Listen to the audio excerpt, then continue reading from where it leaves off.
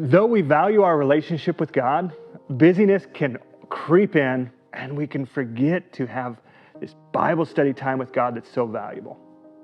Hello, friend. No matter how busy you are, the tips we're going to talk about today will help you to have a consistent, powerful Bible study time with God. Here's some things you can do today to help live that out. Number one, make it visual. Make it visual. Here's what I mean. Get your Bible, put it out somewhere that you can actually see it. More than that, put it in a place where you're going to stumble over it. When we put our Bible away somewhere that we don't even see it, it's easier to forget it. But when we make it visual, it's something that can really remind us that, hey, you need to do that. If you study your Bible on your phone, put the Bible app on the front page.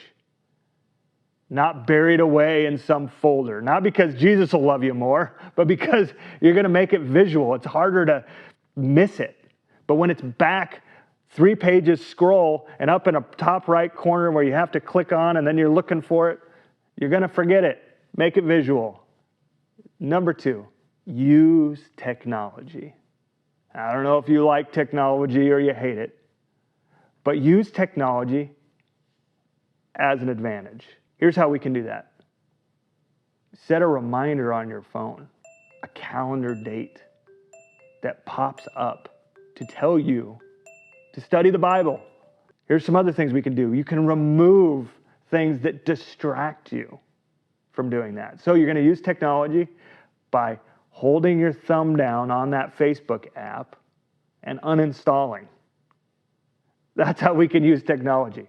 There's some other things we can do. If you have a phone, you can listen to the Bible. See, these are ways in which we can use technology, but use technology for your advantage, not at a disadvantage, which I can often fall into that trap because I have Spotify and I want to listen to podcasts and I want to do all these other things. And it just makes the busyness busier.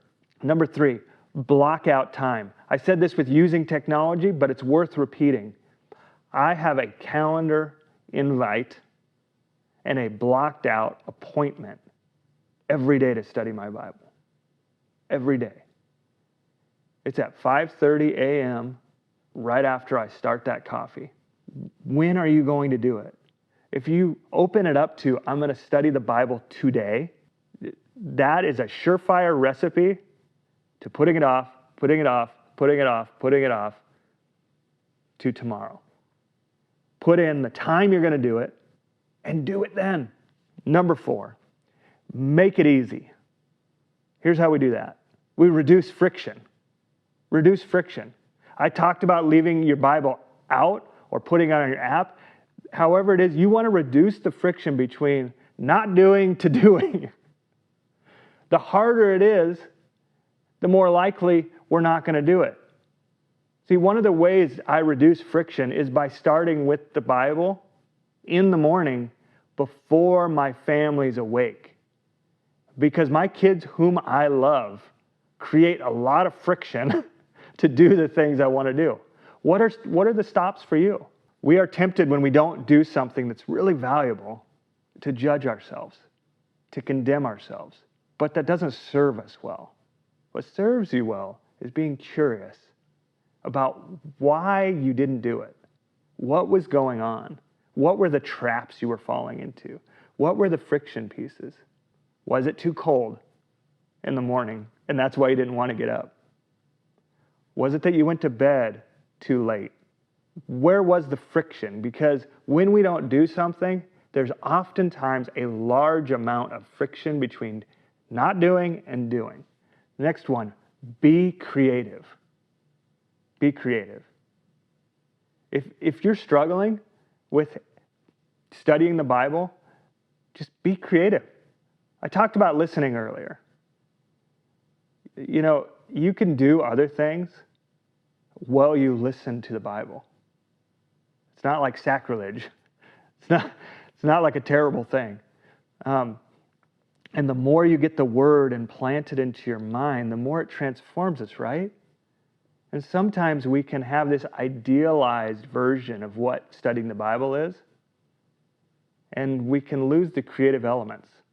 One thing I do on my way to work is I listen to podcasts.